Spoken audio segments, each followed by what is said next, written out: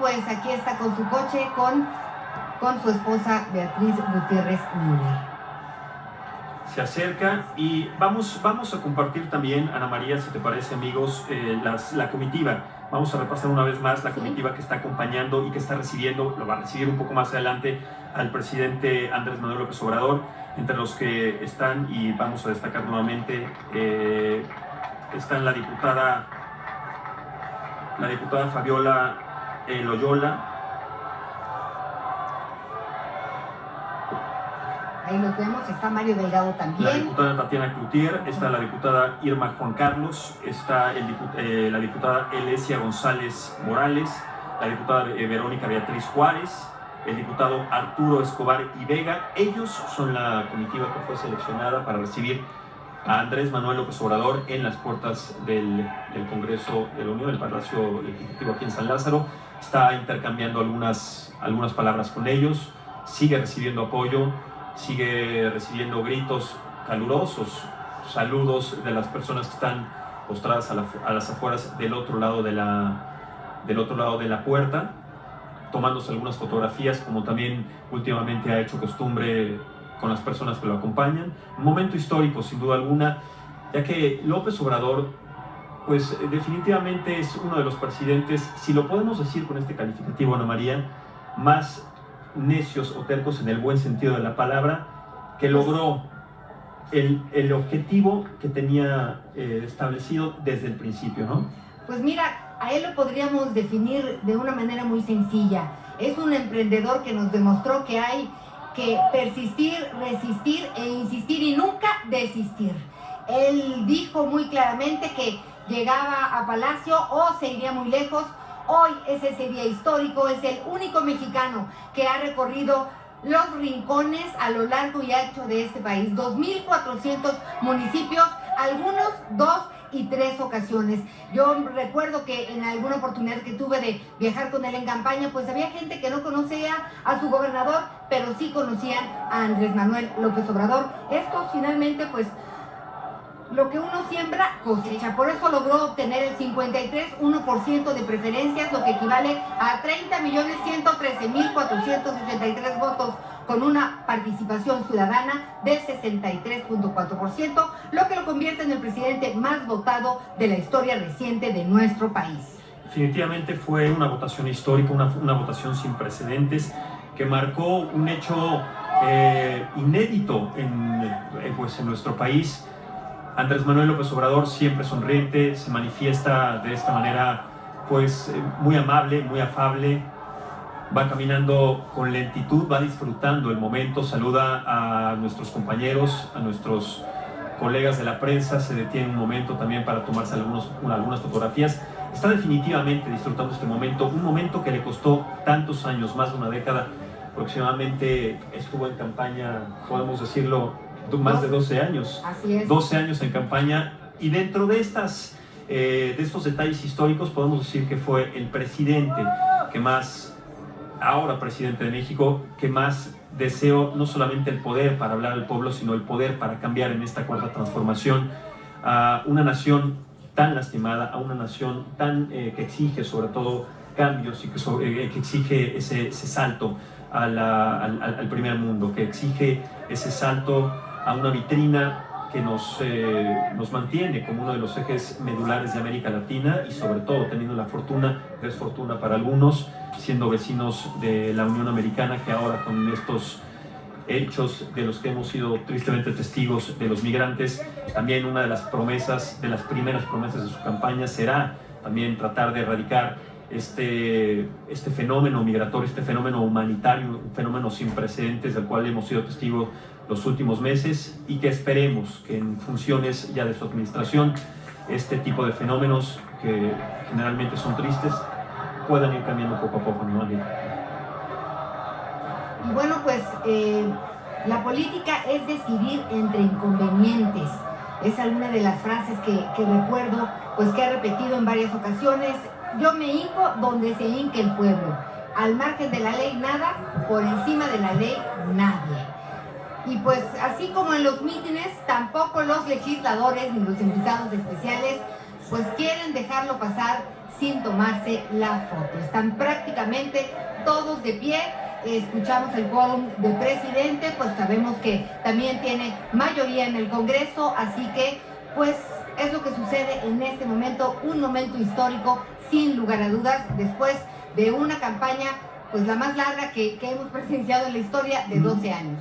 Y bueno, lo que vemos también es que parte de los detalles es que todos, absolutamente todos los senadores, los diputados, quienes están tratando de encontrar un momento histórico, también captarlo y mantenerlo en sus teléfonos celulares, vemos cómo todos, como una celebridad, están manifestando sus palabras de aliento, están postando en todo lo alto sus teléfonos para captar algunas fotografías, algunos videos, algunos momentos que seguramente serán inmortales y que podrán compartir un poco más adelante. Algo también para destacar dentro de las controversias que se manifestaron hace un momento, sobre todo del diputado René Juárez Cisneros del PRI, pues dice que lógicamente el 1 de julio quedó demostrado que existe un instrumento democrático sumamente fuerte por el hecho de lo que hemos platicado, la gran cantidad de personas que manifestaron su voto para Andrés Manuel López Obrador, pero que también está discrepando que se permitiera una consulta popular de manera equivocada, de manera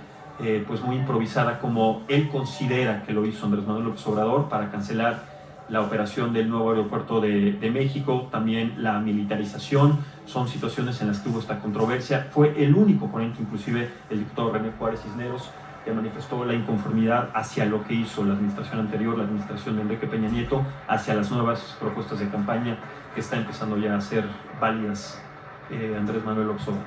La coalición de Morena PT-PES se convirtió en la primera coalición en obtener la mayoría en ambas cámaras, esto desde el año 2000.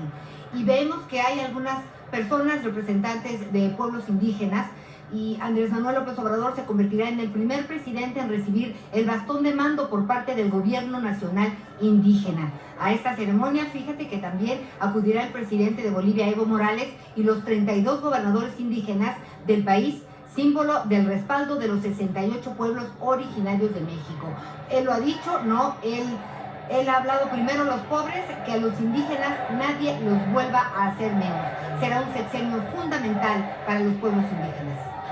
Y mira, también otra de las controversias que se han manifestado, no solamente aquí en San Lázaro, sino también en las calles de la Ciudad de México, ha sido definitivamente la presencia de Nicolás Maduro, el presidente de Venezuela. Ha causado una controversia gigantesca y que no ha llegado, y precisamente por eso te lo quería comentar. Se dice que inclusive Nicolás Maduro, el presidente de Venezuela, no estará en el Palacio Legislativo por esta cantidad de manifestaciones. Son noticias de último momento.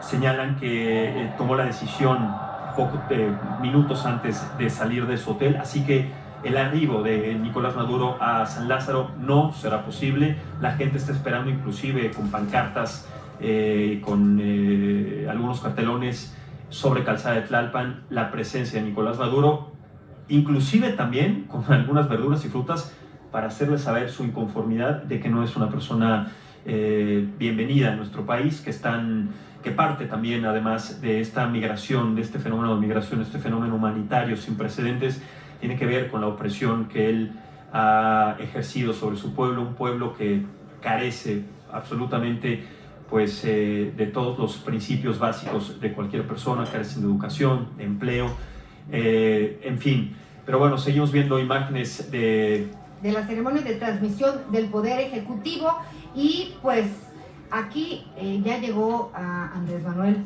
López Obrador a tribuna. Estén muy pendientes porque, bueno, la banda presidencial regresará a tener la franja verde en la parte superior luego de la reforma del 2010 que invertía los colores, y por eso al final del sexenio del presidente Calderón y pues en el sexenio del presidente Peña Nieto veíamos sobre todo el rojo, que se ha asomado el rojo.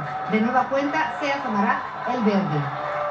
Es un presidente que ha sido perseverante, tenemos que decirlo. Saluda aquí a Enrique Peña Nieto, intercambian algunas palabras que seguramente también vuelven a repetir después de que en Palacio Nacional tuvieron su primer encuentro. Saluda a Porfirio Muñoz Ledo, presidente de la Cámara de Diputados. Sigue saludando. Ahí está Andrés Manuel López Obrador.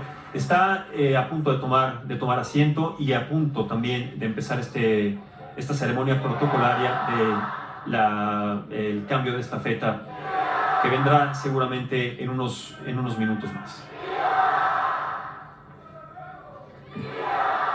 Escuchamos ahí algunos gritos, vamos a guardar silencio para escuchar. De conformidad con lo que establece el artículo 87 constitucional, el presidente, al tomar posesión de su cargo, rendirá la protesta como presidente de la República ante el Congreso de la Unión.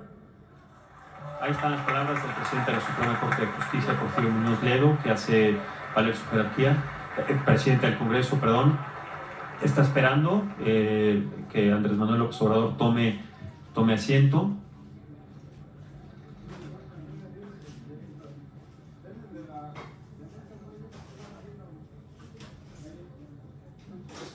Seguimos viendo imágenes del Congreso de la Unión de San Lázaro. En un momento, seguramente ahí está. Vamos a guardar unos momentos de silencio para escuchar las palabras de Andrés Manuel López Obrador. Honorable Congreso, pueblo de México, protesto guardar y hacer guardar la Constitución Política de los Estados Unidos Mexicanos y las leyes que de ella emanen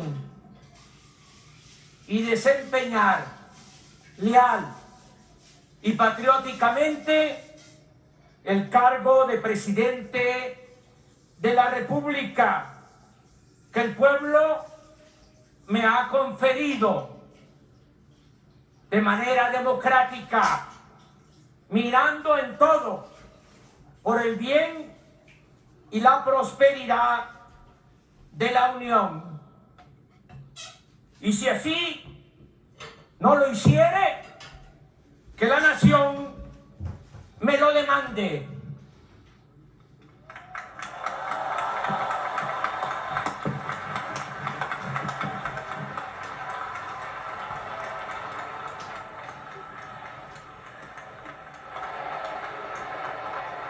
Esta toma de protesta tiene un significado, ¿no? Habla de dar la cara al pueblo, significa que la soberanía reside en el pueblo, de él emana y a él se le debe rendir cuentas.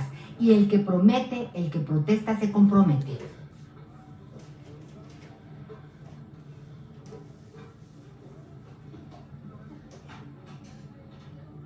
En este momento vemos como el presidente Enrique Peña Nieto se quita la banda presidencial, se la entrega al presidente del Congreso, Porfirio Muñoz Ledo, quien a su vez se la otorgará al presidente de la República. Cabe destacar que esta banda presidencial no es la banda presidencial que Andrés Manuel López Obrador usará en un futuro. Andrés Manuel López Obrador mandó a hacer su propia banda presidencial en estas semanas. Es una banda presidencial que además va de acuerdo con las condiciones y las características que él ha pedido. Una banda presidencial, aproximadamente, este es un dato, oscila entre los 80 y los 200,000 pesos. El escudo nacional, el escudo del centro, está elaborado con hilo de oro. Los colores, el verde, blanco y rojo, son además adecuados y están apegados a los patentes. Vamos a escuchar nuevamente a Andrés Manuel López Obrador.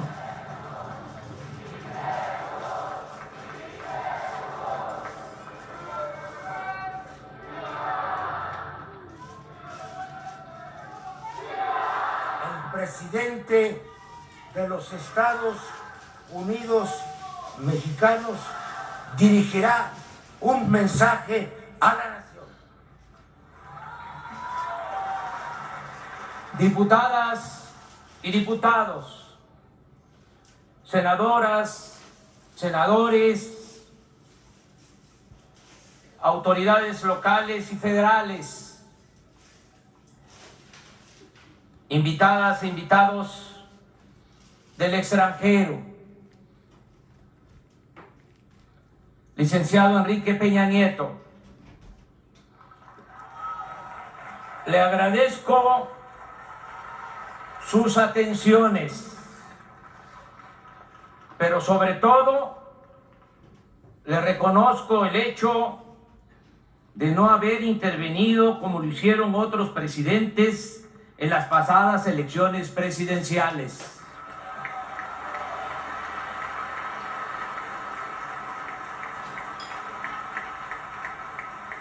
Hemos padecido ya ese atropello antidemocrático y valoramos el que el presidente en funciones respete la voluntad del pueblo. Por eso, muchas gracias, licenciado Peña Nieto.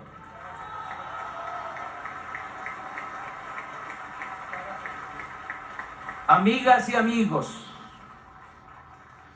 por mandato del pueblo, iniciamos hoy la cuarta transformación política de México.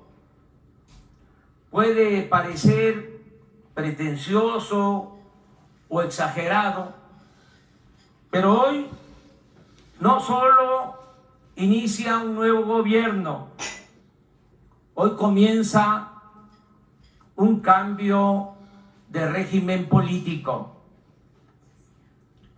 A partir de ahora se llevará a cabo una transformación pacífica y ordenada, pero al mismo tiempo profunda y radical, porque se acabará con la corrupción y con la impunidad que impiden el renacimiento de México.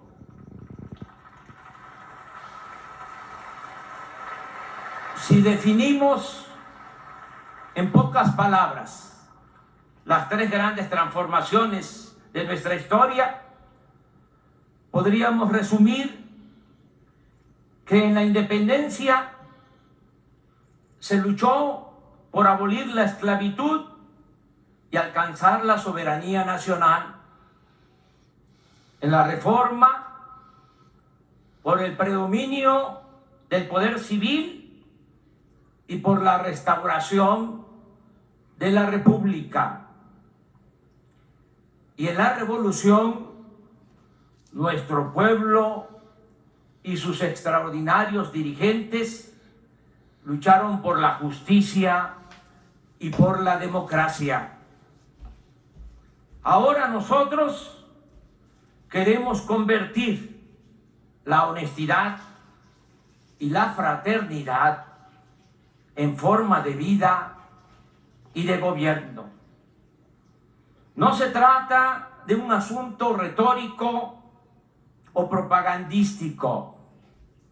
Estos postulados se sustentan en la convicción de que la crisis de México se originó no solo por el fracaso del modelo económico neoliberal aplicado en los últimos 36 años, sino también por el predominio en este periodo de la más inmunda corrupción pública y privada. En otras palabras, como lo hemos repetido durante muchos años, nada ha dañado más a México que la deshonestidad de los gobernantes y de la pequeña minoría que ha lucrado con el influyentismo. Esa es la causa principal de la desigualdad económica y social, y también de la inseguridad y de la violencia que padecemos. En cuanto a la ineficiencia del modelo económico neoliberal, baste decir que ni siquiera en términos cuantitativos ha dado buenos resultados. Recuérdese que luego de la etapa violenta de la revolución, desde los años 30 hasta los 70 del siglo pasado, es decir, durante 40 años, la economía de México creció a una tasa promedio anual del 5%. Y durante ese mismo periodo, en 2 sexenios consecutivos, de 1958 a 1970, cuando fue ministro de Hacienda Antonio Ortiz Mena, la economía del país no solo creció al 6% anual, sino que este avance se obtuvo sin inflación y sin incremento de la deuda pública. Por cierto, Ortiz Mena no era economista, sino abogado. Posteriormente, hubo 2 gobiernos, de 1970 a 1982, en que la economía también creció a una tasa del 6% anual, pero con graves desequilibrios macroeconómicos, es decir, con inflación y endeudamiento. En cuanto a la política económica aplicada durante el periodo neoliberal de 1983 a la fecha, ha sido la más ineficiente en la historia moderna de México. En este tiempo, la economía ha crecido en 2% anual, y tanto por ello como por la tremenda concentración del ingreso en pocas manos, se ha empobrecido a la mayoría de la población, hasta llevarla a buscarse la vida en la informalidad, a emigrar masivamente del territorio nacional o a tomar el camino de las conductas antisociales. Lo digo con realismo y sin prejuicios ideológicos. La política económica neoliberal ha sido un desastre, una calamidad para la vida pública del país. Por ejemplo, la reforma energética, que nos dijeron vendría a salvarnos, solo ha significado la caída en la producción de petróleo y el aumento desmedido en los precios de las gasolinas, el diésel, el gas y la electricidad.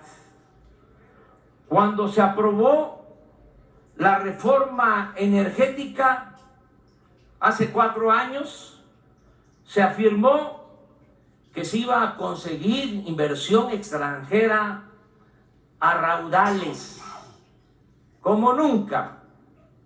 El resultado es que apenas llegaron 760 millones de dólares de capital foráneo, lo que únicamente representa el 1.9% de la incipiente inversión pública realizada por Pemex en el mismo periodo, y apenas el 0.7% de la inversión prometida.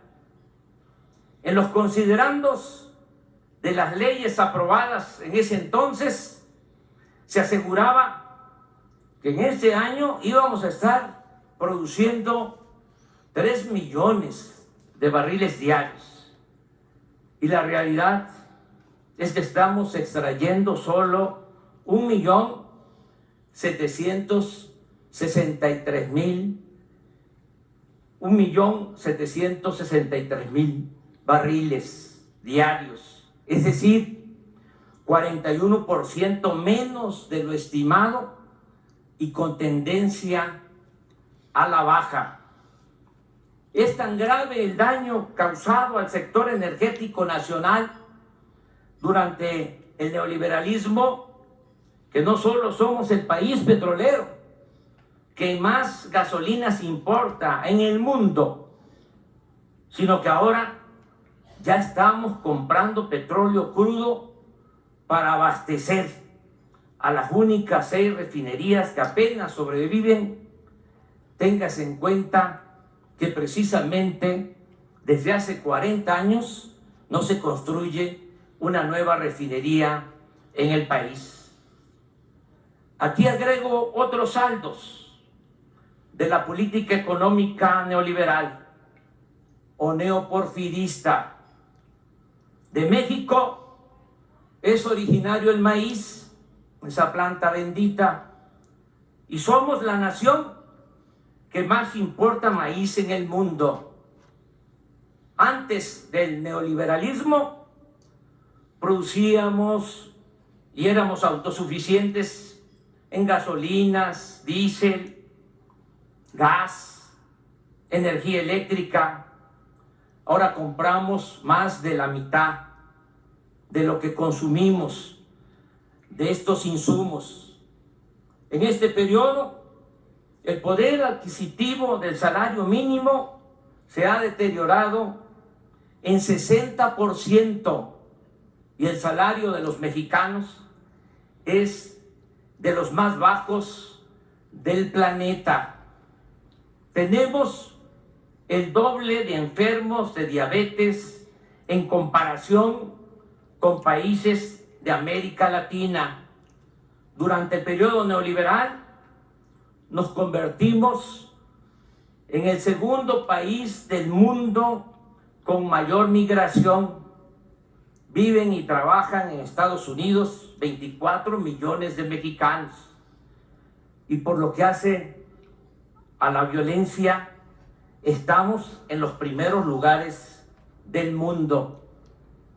Según la última medición de Transparencia Internacional, ocupamos el lugar 135 en comparación con 176 países evaluados. Ocupamos el lugar 135 en corrupción entre 176 países evaluados.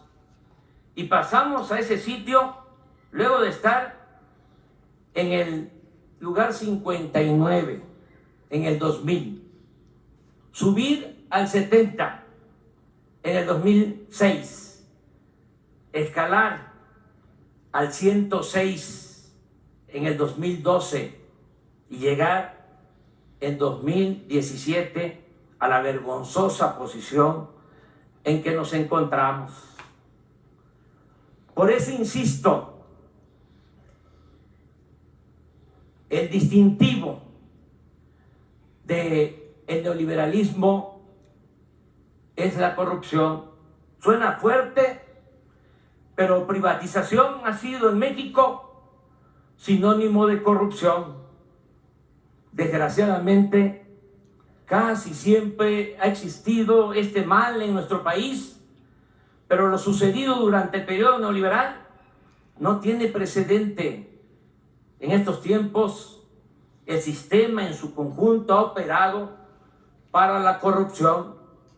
El poder político y el poder económico se han alimentado y nutrido mutuamente y se ha implantado como modus operandi el robo de los bienes del pueblo y de las riquezas de la nación.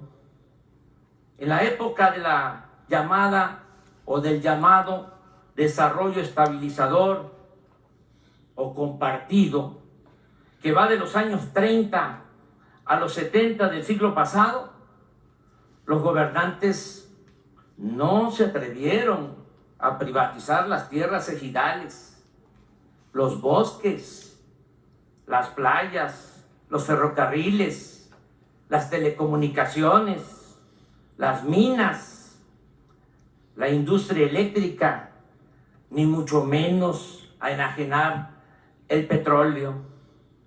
Pero en estas últimas 3 décadas, las máximas autoridades se han dedicado, como en el porfiriato, a concesionar el territorio y a transferir empresas y bienes públicos e incluso funciones del Estado a particulares nacionales y extranjeros.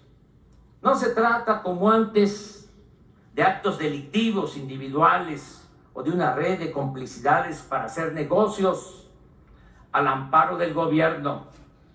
En el periodo neoliberal, la corrupción se convirtió en la principal función del poder político. Por eso, si me piden que exprese en una frase el plan del nuevo gobierno, respondo: acabar con la corrupción y con la impunidad.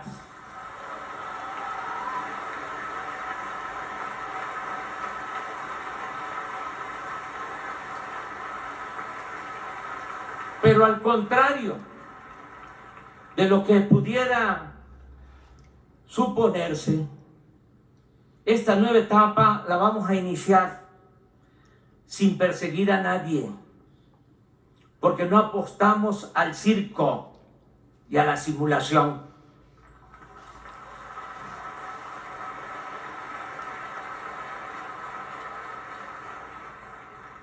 Queremos regenerar de verdad la vida pública de México. Además, siendo honestos como lo somos, si abrimos expedientes, dejaríamos de limitarnos a buscar chivos expiatorios, como se ha hecho siempre, y tendríamos que empezar por los de mero arriba, tanto del sector público como del sector privado. No habría juzgados ni cárceles suficientes. Y lo más delicado, lo más serio, meteríamos al país en una dinámica de fractura, conflicto y confrontación. Y ello nos llevaría a consumir tiempo, energía y recursos que necesitamos para emprender la regeneración verdadera y radical de la vida pública de México, la construcción de una nueva patria, la reactivación económica y la pacificación del país. Estamos ante un asunto político de Estado y como tal debemos enfrentarlo. Mi postura al respecto la definí con toda claridad desde la campaña. Dije que no es mi fuerte la venganza y que si bien no olvido, sí soy partidario del perdón y la indulgencia.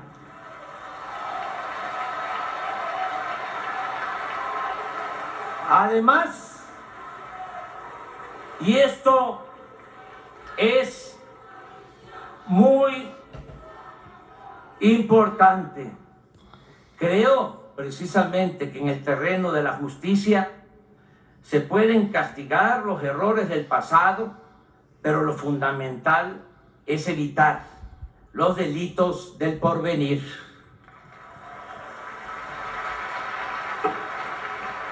En consecuencia, propongo al pueblo de México que pongamos un punto final a esta horrible historia y mejor empecemos de nuevo.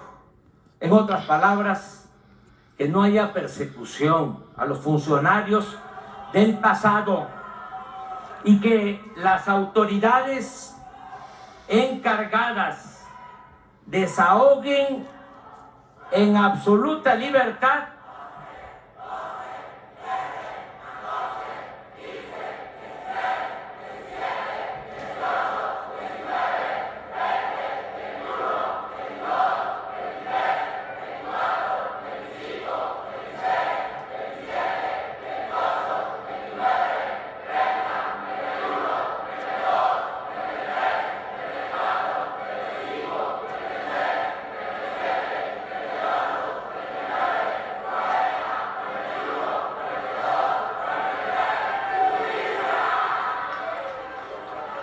que las autoridades encargadas desahoguen en absoluta libertad los asuntos pendientes. Por cierto, hoy se constituye una comisión de la verdad para castigar los abusos de autoridad, para atender el caso de los jóvenes desaparecidos de Ayotzinapa.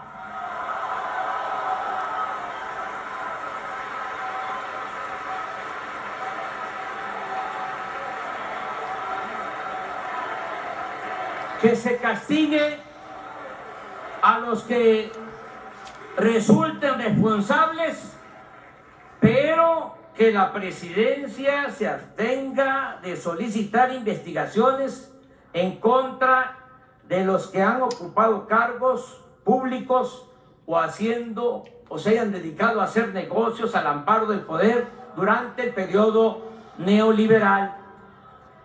Desde mi punto de vista, en las actuales circunstancias, es más severa y eficaz la condena al régimen neoliberal, dejar en claro su manifiesto fracaso y su evidente corrupción y hacer todo lo que podamos para abolir el régimen neoliberal, que someter a procesos judiciales o a juicios sumarios a sus personeros, quienes a fin de cuentas no dejan de ser menores ante la esperanza de todo un pueblo y la fortaleza de una nación como la nuestra.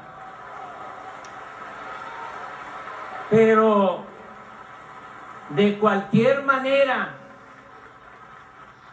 como en todos los asuntos de trascendencia para la vida pública del país, yo defenderé con libertad y argumentos mi postura del punto final y de pensar y trabajar hacia el porvenir. Pero la ciudadanía tendrá la última palabra, porque todos estos asuntos se van a consultar a los ciudadanos.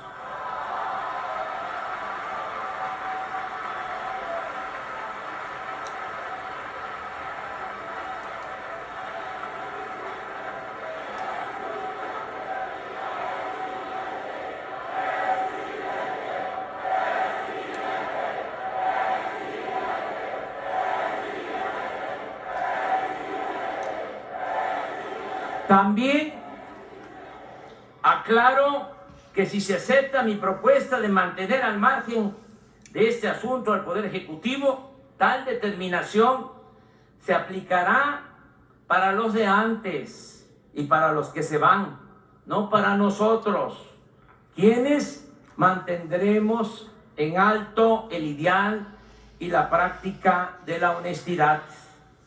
Empiezo por informar que hemos promovido una ley para convertir la corrupción en delito grave, que aunque parezca increíble, no lo era.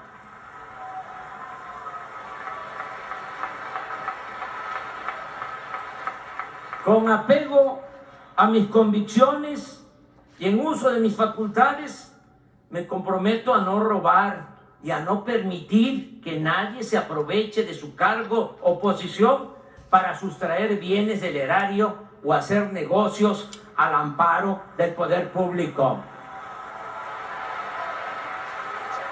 Esto aplica para amigos, aplica para compañeros de lucha y familiares.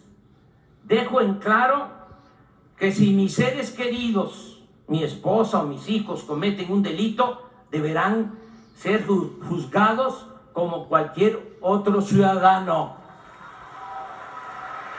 Yo solo respondo por mi hijo Jesús, por ser menor de edad. En cuanto a mi persona, he promovido desde hace años la reforma al artículo 108 de la Constitución para eliminar la impunidad y los fueros de los altos funcionarios públicos, empezando por el presidente de la República, quien ahora, según una iniciativa de ley que hoy, este día, estoy enviando al Senado, podrá ser el presidente de la República juzgado como cualquier ciudadano por el delito que sea, aún estando en funciones.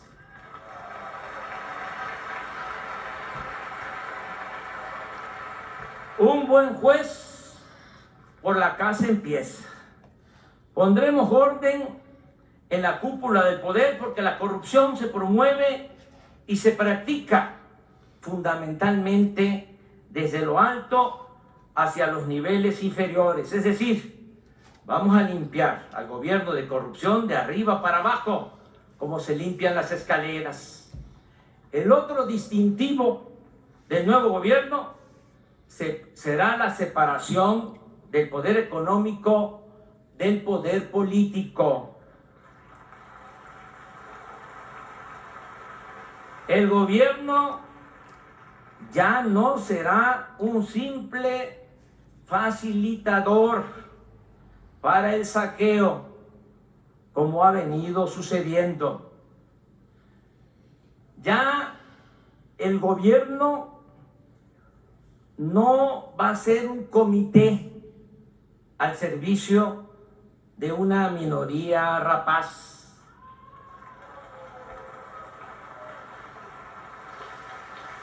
Representará a ricos y pobres, creyentes y libres pensadores, y a todas las mexicanas y mexicanos, al margen de ideologías, orientación sexual, cultura, idioma, lugar de origen, nivel educativo o posición socioeconómica. Habrá un auténtico Estado de Derecho, tal como lo resume la frase de nuestros liberales del siglo XIX: al margen de la ley nada y por encima de la ley nadie. También transitaremos hacia una verdadera democracia. Se acabará la vergonzosa tradición de fraudes electorales. Las elecciones serán limpias y libres, y quien utilice recursos públicos o privados para comprar votos y traficar con la pobreza de la gente, o el que utilice el presupuesto para favorecer a candidatos o partidos, irá a la cárcel sin derecho a fianza.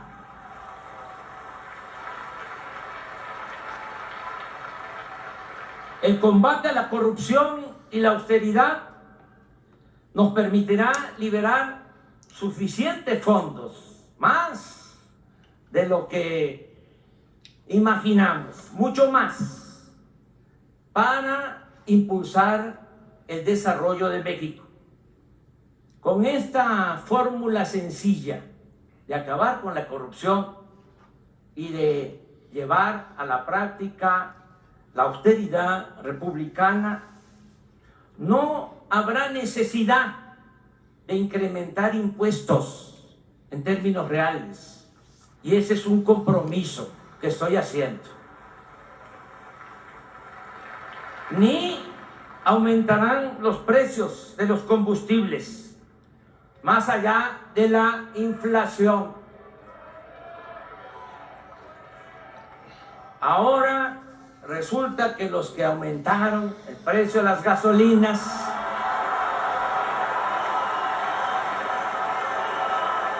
están pidiendo que baje.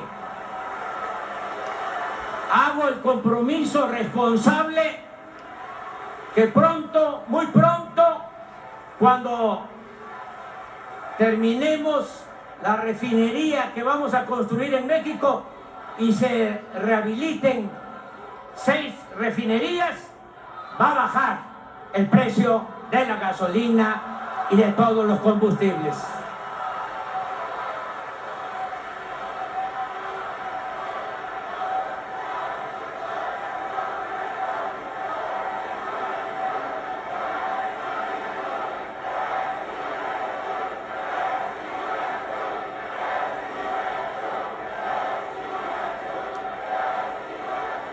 Tampoco que se oiga bien y que se oiga lejos. Tampoco vamos a endeudar al país. Cuando terminó el sexenio del presidente Fox, la deuda pública, y esto no se sabe, pero no está de más recordarlo, era de 1.7 billones. Cuando dejó el gobierno Calderón, la deuda aumentó a 5.2 billones, más de 200%.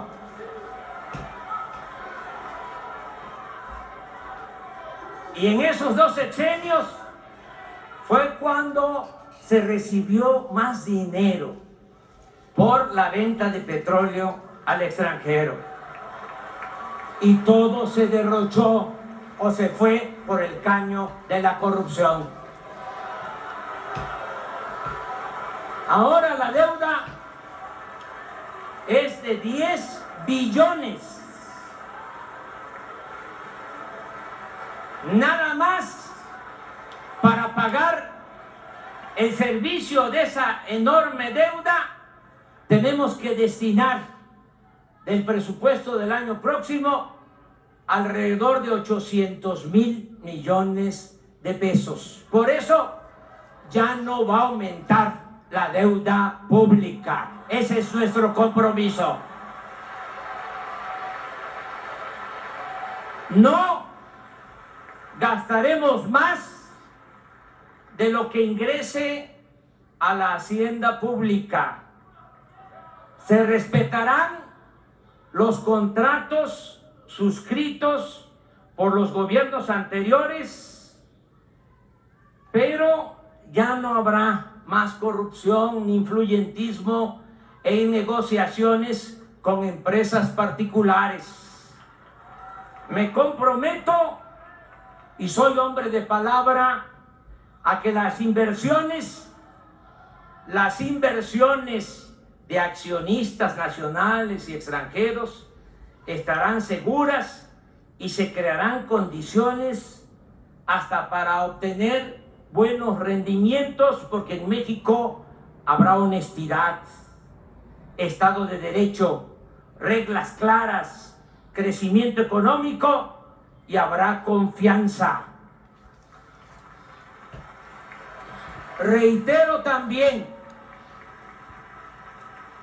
que se respetará la autonomía del Banco de México. Estamos elaborando el presupuesto del año próximo y gracias a los ahorros que obtendremos con el combate a la corrupción y con la aplicación de las medidas de austeridad, se incrementará la inversión pública para rescatar la industria petrolera y la industria eléctrica. Vamos a impulsar proyectos productivos con inversión pública y privada, nacional y extranjera. Estos proyectos se crearán como cortinas de desarrollo de sur a norte del país, para retener a los mexicanos en sus lugares de origen. Queremos que la migración sea optativa, no obligatoria. Vamos a lograr que los mexicanos tengan trabajo, prosperen y sean felices donde nacieron, donde están sus familiares, sus costumbres y sus culturas. Por ello, se construirá el Tren Maya, se sembrarán 1 millón de hectáreas de árboles frutales y maderables en el sur-sureste. Se rehabilitarán, como ya lo expresé, las refinerías existentes y haremos una nueva refinería en Dos Bocas, Paraíso, Tabasco, para dejar de comprar la gasolina en el extranjero. En el Istmo de Tehuantepec se promoverá la creación de una vía férrea para un tren de contenedores de carga y se ampliarán los puertos de Salina Cruz y Coatzacoalcos para comunicar en menos tiempo a los países de Asia con la costa este de Estados Unidos. En este corredor habrá energía eléctrica y gas a precios bajos, así como subsidios fiscales para la instalación de fábricas y la creación de empleos. En 3 años estará funcionando, me canso ganso, además del actual, el nuevo aeropuerto de la Ciudad de México, con 2 pistas adicionales en la base aérea de Santa Lucía. Asimismo, desde el 1 de enero próximo entrará en vigor en la zona libre a lo largo de los 3.180 kilómetros de frontera con Estados Unidos. Esta franja de 25 kilómetros de ancho se convertirá en la zona libre más grande del mundo. Allí se cobrará lo mismo de impuestos y costarán igual los energéticos que en California, en Arizona, Nuevo México y Texas de la Unión Americana. En otras palabras, en esta franja, el día 1 de enero, en otras palabras, en esta franja se reducirá el IVA del 16 al 8%. El impuesto sobre la renta bajará al 20%. La gasolina, el gas y la electricidad costarán menos que en el resto del país y se aumentará al doble el salario mínimo. Esta será la última cortina de desarrollo para retener con trabajo y bienestar a nuestros compatriotas en el territorio nacional. En cuanto al bienestar de nuestro pueblo, el plan es combatir la pobreza y la marginación como nunca se ha hecho en la historia. Hoy presento formalmente a este Congreso reformas constitucionales, proyectos de reforma a la Constitución para establecer el estado de bienestar y garantizar el derecho del pueblo a la salud, la educación y a la seguridad social. Haremos a un lado la hipocresía neoliberal. El Estado se ocupará de disminuir las desigualdades sociales. No se seguirá desplazando a la justicia social de la agenda del gobierno. No se condenará a quienes nacen pobres a morir pobres. Todos los seres humanos tienen derecho a vivir y ser felices. Es inhumano utilizar al gobierno para defender intereses particulares y desvanecerlo cuando se trata de proteger el beneficio de las mayorías. No es lícito, no es jugar limpio, defender la facultad del Estado para rescatar instituciones financieras en quiebra y considerarlo una carga cuando se busca promover el bienestar de los más necesitados. Es pertinente, pues, exponer con toda claridad que vamos a atender y a respetar a todos, que vamos a gobernar para todos, pero que le vamos a dar preferencia a los vulnerables y a los desposeídos. Por el bien de todos, primero los pobres. Nuestra consigna de siempre es, a partir de hoy, principio de gobierno. Enumero algunas acciones. Se cancelará la mal llamada reforma educativa.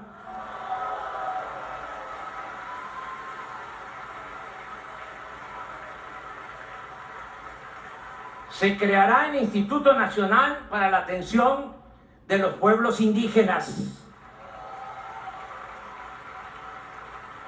Iniciará de inmediato el programa de atención médica y medicamentos gratuitos en las zonas marginadas del país y se volverá universal en todo el país este programa de atención médica y medicamentos gratuitos a la mitad del sexenio. Es mi compromiso.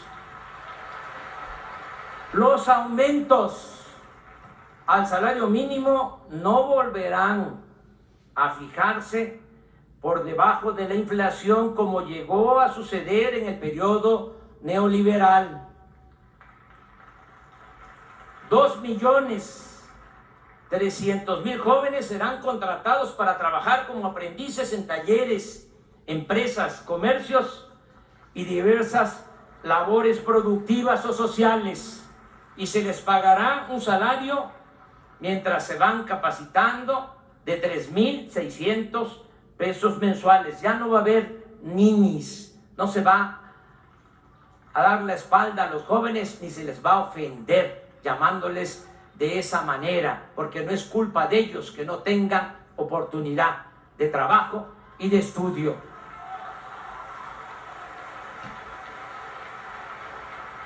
Se otorgarán 10 millones de becas a estudiantes en todos los niveles de escolaridad. Se crearán 100 universidades públicas. Se fomentará el deporte y las actividades artísticas, la ciencia y la tecnología. La pensión a los adultos mayores, que fue una creación de nuestro movimiento, el programa de la pensión a los adultos mayores aumentará esa pensión al doble y tendrá carácter universal. Es decir, también van a recibir este apoyo los jubilados, pensionados del ISSSTE y del Seguro. 1 millón de personas con discapacidad o con capacidades diferentes tendrán una pensión igual que la de los adultos mayores. Se atenderá de inmediato a los damnificados por los sismos. Se otorgarán créditos a la palabra a agricultores, ganaderos, pescadores, a dueños de talleres, a los artesanos, a pequeños comerciantes, a empresarios. Se ayudará a productores del campo con subsidios y precios de garantía y se venderá a precio justo una canasta de alimentos básicos para combatir la desnutrición y el hambre. Es importante precisar que los destinatarios de estos programas recibirán lo que les corresponde de manera directa, personalizada, sin intermediarios, con el propósito de que no haya manipulación de los apoyos con fines electorales y que lleguen a sus beneficiarios completos estos apoyos, sin moches ni comisiones indebidas. También vamos a evitar afectaciones al medio ambiente. Aprovecho para reiterar que no se permitirá el fracking ni transgénicos.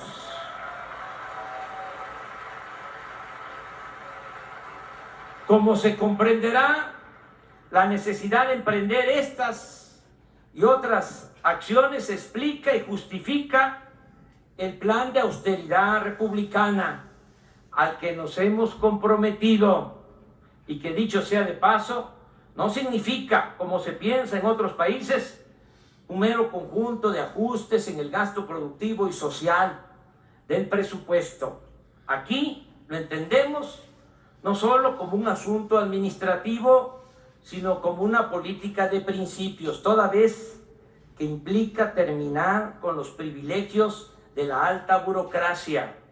Juárez decía que los funcionarios debían aprender a vivir en la justa medianía, y nosotros sostenemos que no puede haber gobierno rico con pueblo pobre. Por eso bajarán los sueldos de los altos funcionarios públicos. Ya se aprobó esa ley en este Congreso, en esta legislatura. Van a bajar los sueldos de los de arriba porque van a aumentar los sueldos de los de abajo. Ya no habrá servicio médico privado para los altos funcionarios públicos. Se destinaban 5,000 millones de pesos nada más para el pago de la atención de servicios médicos a los altos funcionarios públicos. Ya no habrá cajas de ahorro especial para los altos funcionarios públicos. Ya no hay, ya se aprobó esa ley. Nadie podrá viajar en aviones o helicópteros privados a expensas del dinero público. Desde el lunes próximo se pondrá en venta el avión presidencial.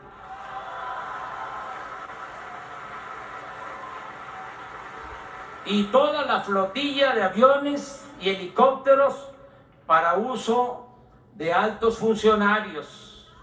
El presidente de la República ganará el 40% de lo que recibía el presidente saliente. No habrá compras de vehículos para funcionarios. Se reducirá en 50% el gasto de publicidad del gobierno. Se van a disminuir las unidades administrativas en el país y no habrá oficinas de gobierno en el extranjero, salvo, por supuesto, las embajadas y los consulados. Los 8,000 elementos del Estado Mayor que se destinaban a cuidar al presidente y los 3,200 agentes de gobernación hasta ayer dedicados al espionaje pasarán a formar parte de la Guardia Nacional.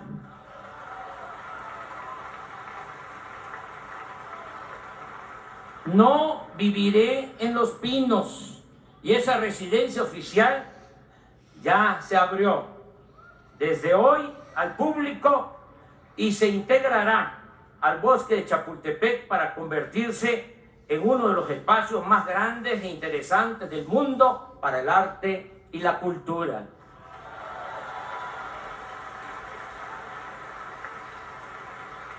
Otro cambio importante será el de la creación de la Guardia Nacional si lo autoriza el pueblo y el Poder Legislativo, para enfrentar el grave problema de la inseguridad y de la violencia que padecemos. Esto significa replantear el papel de las Fuerzas Armadas ante la inoperancia de las corporaciones policiales. Es indispensable aceptar que la Policía Federal, creada hace 20 años para suplir la labor de las Fuerzas Armadas en el combate a la delincuencia, es en la actualidad un agrupamiento de apenas 20,000 efectivos que carecen de disciplina, capacitación y profesionalismo. En cuanto a los agentes ministeriales y los cuerpos policiales estatales y municipales, se debe reconocer, sin generalizar, que muchos están movidos por la corrupción y no por el deber del servicio público, y que su descomposición los pone bajo el dominio de la delincuencia. El ciudadano mexicano en la actualidad está en estado de indefensión. No tenemos policías para cuidar a los ciudadanos. Siempre he pensado que ante el problema de la inseguridad, lo pertinente es atender las causas que originan la violencia, y así lo haremos. Pero ante la ineficiencia de las corporaciones policiales y el grave aumento de homicidios, robos, secuestros, feminicidios y otros crímenes, estoy solicitando al Congreso con carácter urgente la aprobación de una reforma constitucional que nos permita crear, con la integración de la Policía Militar, la Policía Naval y la Policía Federal, una Guardia Nacional para realizar funciones de seguridad pública con pleno respeto a los derechos humanos. Sé que es un tema polémico, pero tengo la obligación de expresar mi punto de vista con realismo y argumentos. Las Fuerzas Armadas están entre las mejores instituciones de México. El Ejército Mexicano se constituyó en 1913 para enfrentar al gobierno usurpador de Victoriano Huerta. Se trata de un ejército revolucionario, surgido del pueblo, y que desde entonces ha experimentado pocos quiebres en su unidad y disciplina.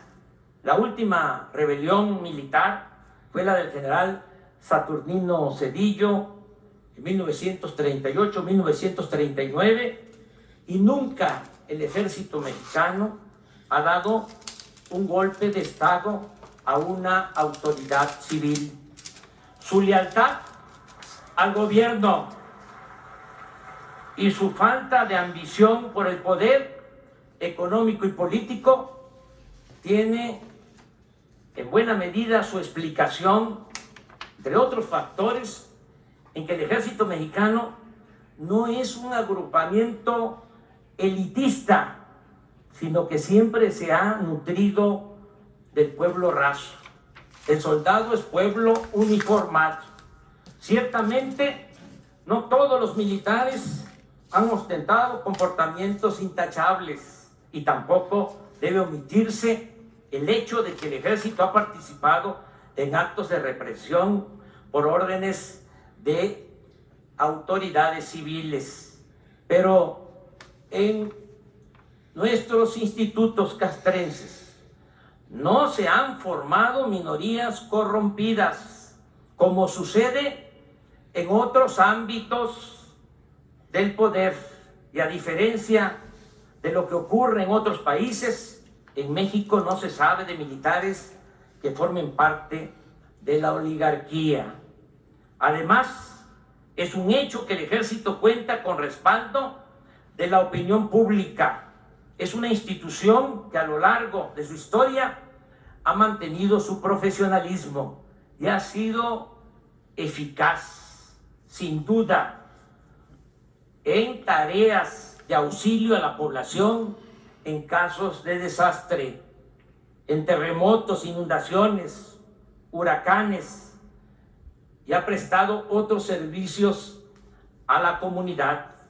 Las Fuerzas Armadas han hecho escuelas, tienen universidades, centros de investigación, poseen disciplina y espíritu de cuerpo, han mantenido su vocación nacionalista, y esto es muy importante, y nunca han estado subordinadas a ninguna hegemonía o fuerza extranjera.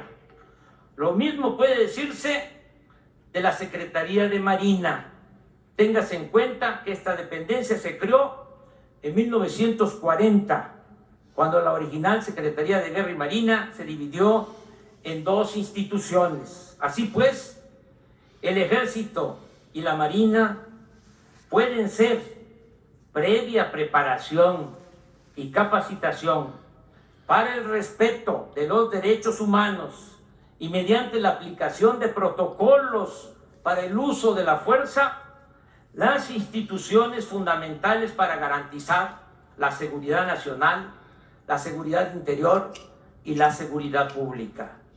Agrego que el Plan de Paz y Seguridad incluye la creación de 266 coordinaciones territoriales en el país. Todos los días, desde las 6 de la mañana, voy a presidir en Palacio Nacional la reunión del Gabinete de Seguridad, en la cual recibiremos el parte o reporte de lo sucedido en las últimas 24 horas y tomaremos las medidas necesarias. Añado que según nuestras leyes, el titular del Poder Ejecutivo es el Comandante Supremo de las Fuerzas Armadas, y reafirmo el compromiso de que el presidente de México nunca dará la orden de reprimir al pueblo, ni será cómplice o encubridor de eventuales violaciones a los derechos humanos.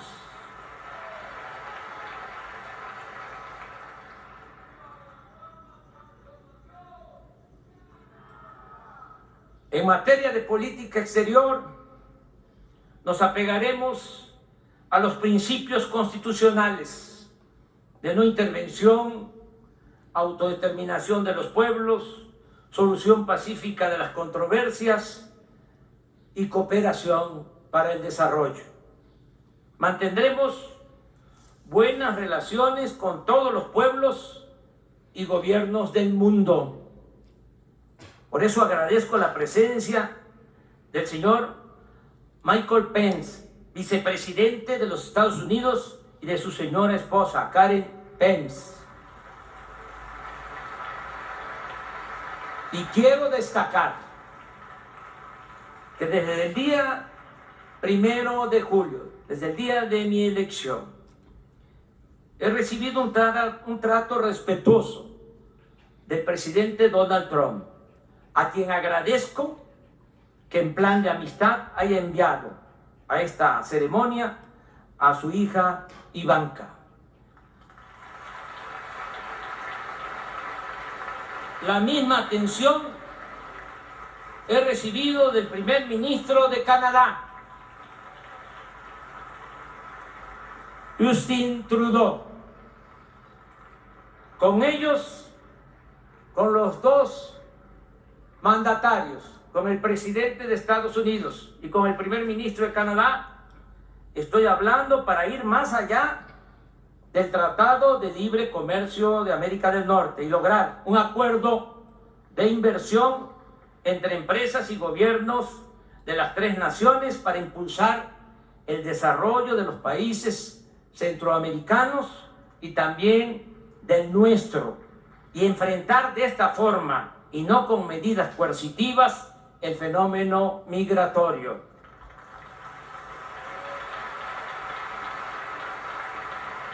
Me da mucho gusto contar con la presencia de presidentes de América Latina y del Caribe.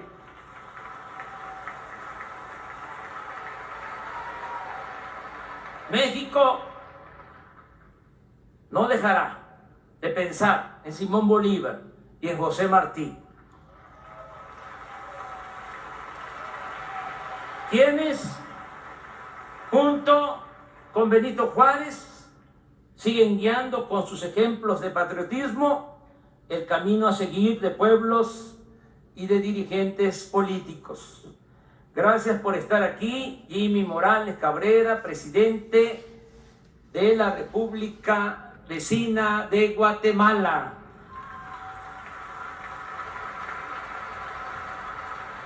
Juan Orlando Hernández Alvarado, presidente de la República de Honduras, y su señora esposa, Ana García. Oscar Samuel Ortiz Asensio, vicepresidente de la República de El Salvador.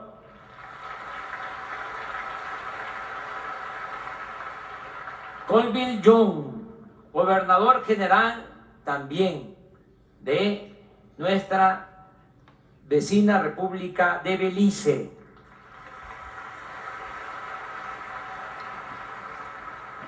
Miguel Díaz-Canel Bermúdez, presidente de los consejos de Estado y de ministros de la hermana República de Cuba.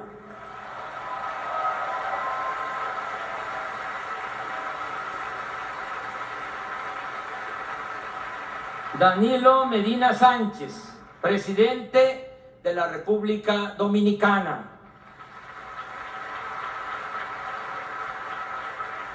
Jovenel Moïse, presidente de la República de Haití. Iván Duque Márquez, presidente de la República de Colombia.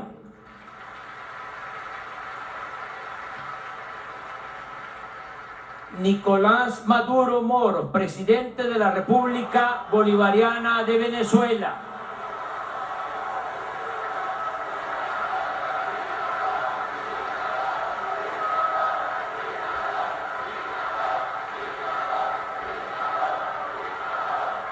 Lenin Moreno Garcés, amigo Lenin, presidente de la República de Ecuador, y su señora esposa, Rocío González.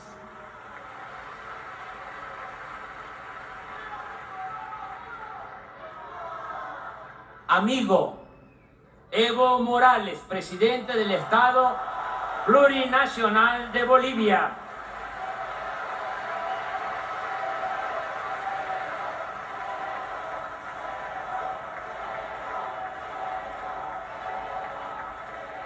Martín Vizcarra Cornejo, presidente de la República del Perú.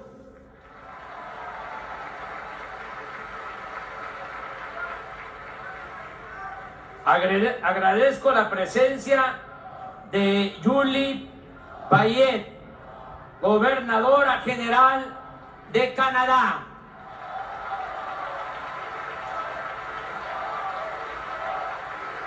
Brahim Ghali, presidente de la República Árabe Democrática Saudí. De Kim Jong-nam, presidente de la República de la Asamblea Popular Suprema de la República Popular Democrática de Corea.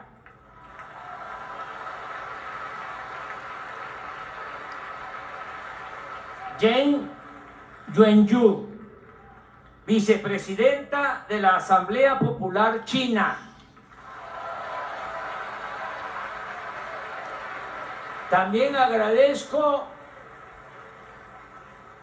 por los lazos de historia, de cultura que nos unen, la presencia de Felipe VI, rey de España.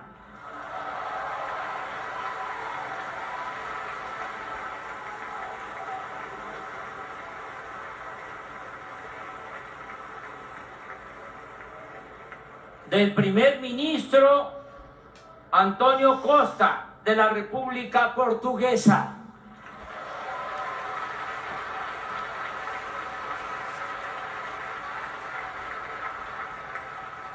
De Eugene Regnat, primer ministro y ministro de Asuntos Generales de Curazao.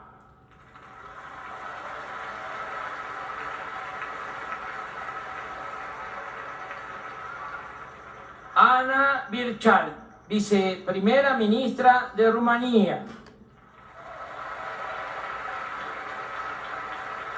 De Lucía Topalensky, vicepresidenta de la República Oriental del Uruguay.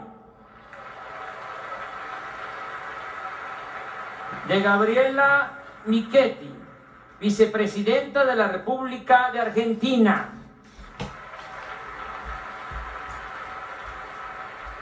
de Hugo Velázquez, vicepresidente de la República del Paraguay, y su señora esposa, Lourdes Samaniego.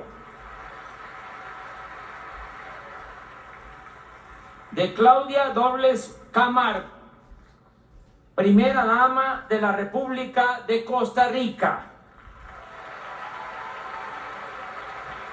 Agradezco a muchos representantes de los organismos internacionales, de gobernadores, de autoridades de varios países.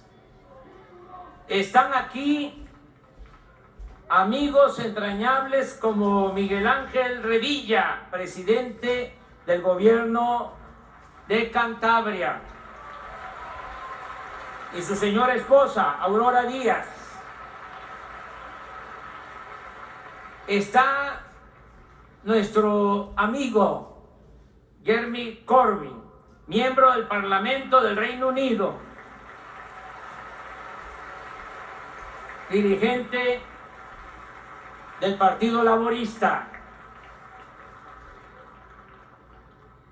Está también mi embajador de la poesía y de la congruencia, Silvio Rodríguez, y su esposa, Niurka González.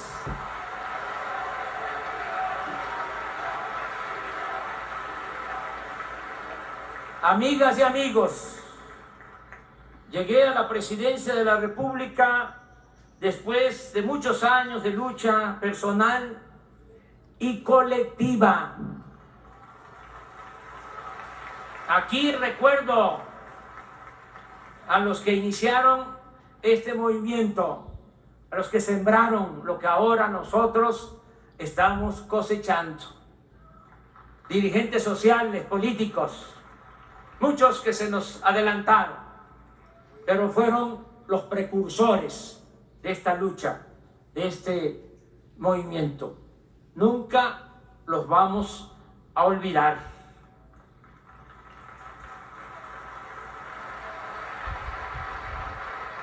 Llegamos después de muchos años, y en mi caso, como en la mayoría de los que forman parte de este gran movimiento, sin dejar la dignidad en el camino, manteniendo en alto nuestros ideales, nuestros principios. En mi caso particularmente, también en el de muchos otros, mujeres y hombres, mi honestidad, que es lo que estimo más importante en mi vida. Estoy preparado para no fallarle a mi pueblo. Ahora que venía para acá, se emparejó un joven en bicicleta y me dijo: tú no tienes derecho a fallarnos. Y ese es el compromiso que tengo con el pueblo. No tengo derecho a fallar.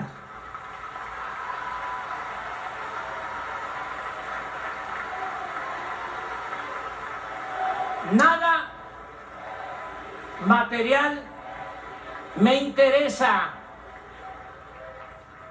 ni me importa la parafernalia del poder. Siempre he pensado que el poder debe ejercerse con sabiduría y humildad, y que solo adquiere sentido y se convierte en virtud cuando se pone al servicio de los demás. Estoy consciente de la gran expectativa que existe entre los mexicanos y el desafío que significa enfrentar los grandes y graves problemas nacionales. Pero estoy optimista y creo que vamos a salir bien. Vamos a enfrentar bien los grandes y graves problemas nacionales, porque creo en el pueblo, y en su cultura, la cultura del pueblo, de nuestro pueblo, las culturas de México, que siempre han sido nuestras salvadoras. Con nuestras culturas hemos enfrentado epidemias, terremotos, inundaciones, hambrunas, invasiones, guerras civiles, crisis económicas, epidemias, malos gobiernos y otras calamidades. Y siempre hemos resurgido con dignidad y con orgullo. La herencia de civilizaciones nos ha forjado como un pueblo tenaz y combativo, luchón, emprendedor, honesto, con una excepcional idiosincrasia de fraternidad, de amor al prójimo, de verdadera solidaridad. Nuestro pueblo no es flojo, no es perezoso, no es indolente, por el contrario, es de las sociedades más trabajadoras del mundo.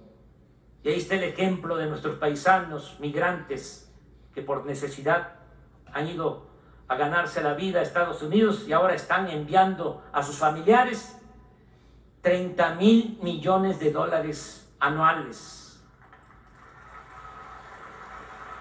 Esas remesas son la principal fuente de ingresos de nuestro país y el dinero de mayor beneficio social que recibimos del extranjero.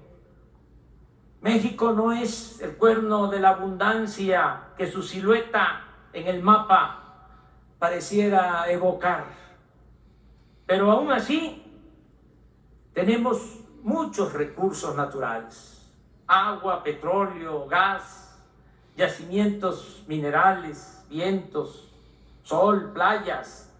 Contamos con bosques y selvas, con buenas tierras para la producción agropecuaria y forestal. Y somos de los países con mayor biodiversidad en el mundo. Por eso estoy optimista.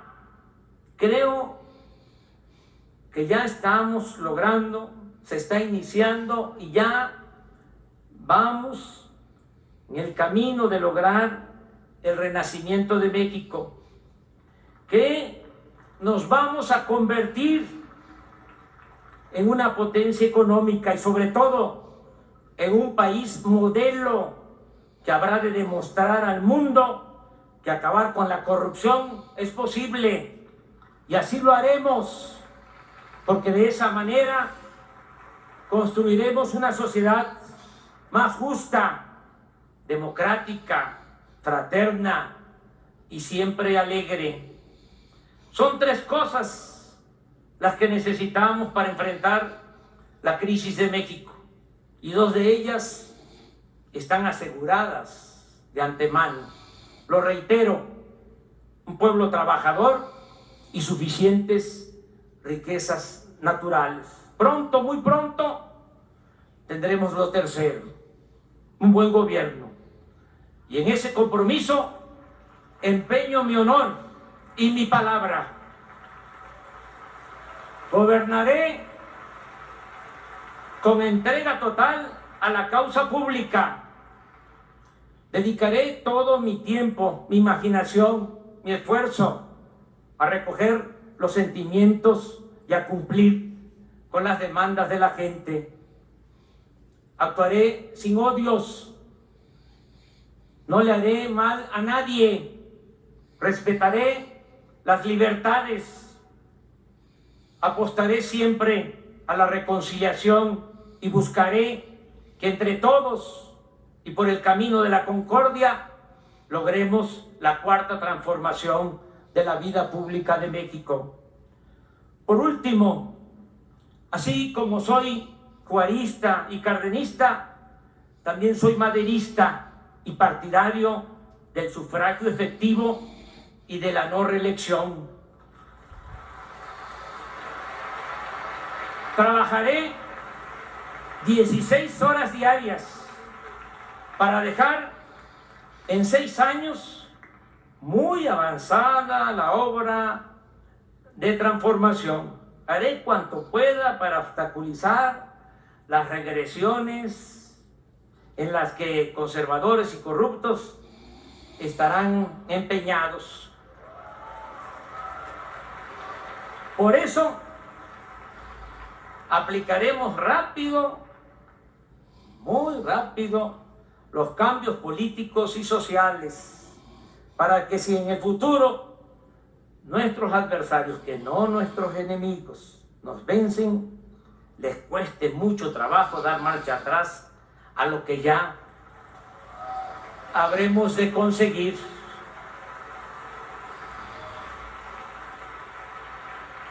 Como dirían los liberales del siglo XIX, los liberales mexicanos, que no sea fácil retrogradar.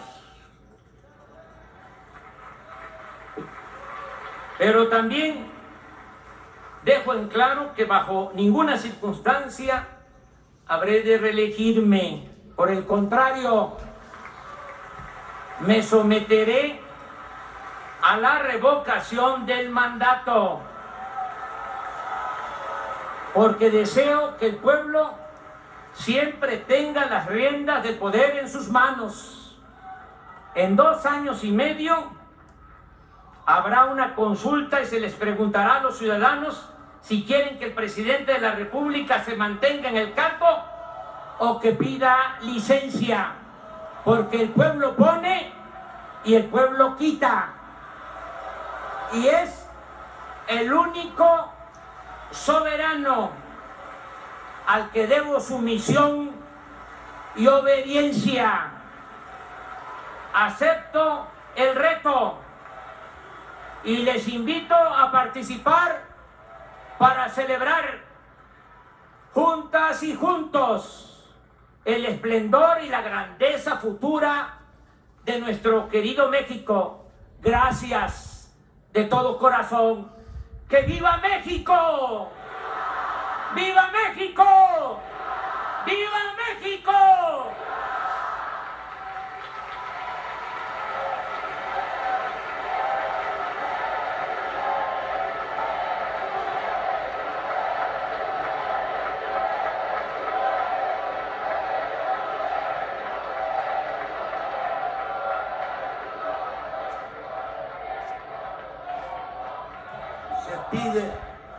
Se pide a los presentes ponerse de pie para entonar el himno nacional.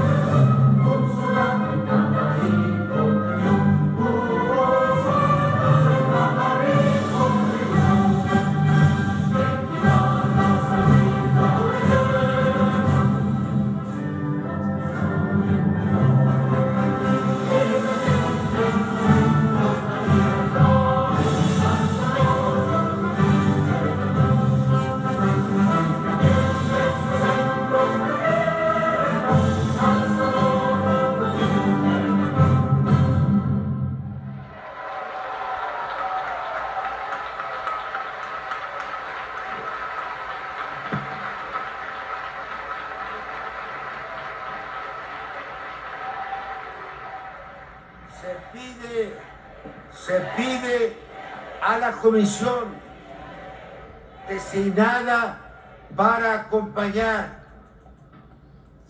al ciudadano Enrique Peña Nieto cumpla con su encargo. Presidente,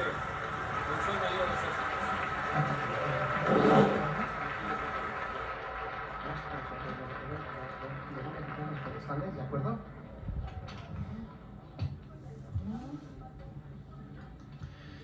Ana María, amigos de la audiencia, si les parece, hagamos un resumen de este momento histórico. Yo escuché a un Andrés Manuel López Obrador igual que en el día de la elección, a un Andrés Manuel elocuente, conmovedor, un discurso que además enciende la esperanza de todos los mexicanos, y muchas imágenes que darán mucho de qué hablar, muchas palabras y también momentos que será nota para muchísimos diarios y también para información en diferentes medios electrónicos. Si te parece, vamos a rescatar los más importantes y sobre todo que justamente en esta ceremonia estaban representados, Ana María, los tres poderes. Así es, en este momento vemos como ya el expresidente Enrique Peña Nieto, se reúne con la comisión que lo acompañará al ciudadano Enrique Peña Nieto a retirarse del recinto, y los legisladores son el diputado Frine Azurara, él es del PRI, el diputado Jacobo David Cheja, Carolina García, Margarita García, Héctor Serrano y Jorge Emilio González Martínez. Manuel López Obrador a retirarse de este recinto, cumpla su cometido.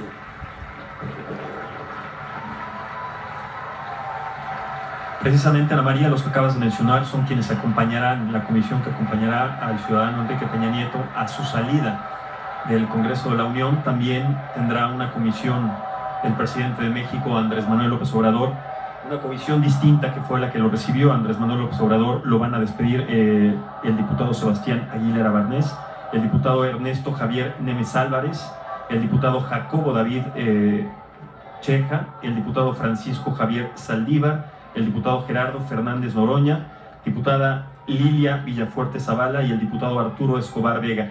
Ellos son las comisiones para acompañar tanto a Andrés Manuel López Obrador como al ciudadano Enrique Peña Nieto en su salida de San Lázaro. Pues el presidente Andrés Manuel López Obrador dijo: le agradezco sus atenciones, pero sobre todo le reconozco no haber intervenido como lo hicieron otros presidentes en las pasadas elecciones presidenciales. Fueron las primeras palabras del presidente Andrés Manuel López Obrador refiriéndose a Enrique Peña Nieto.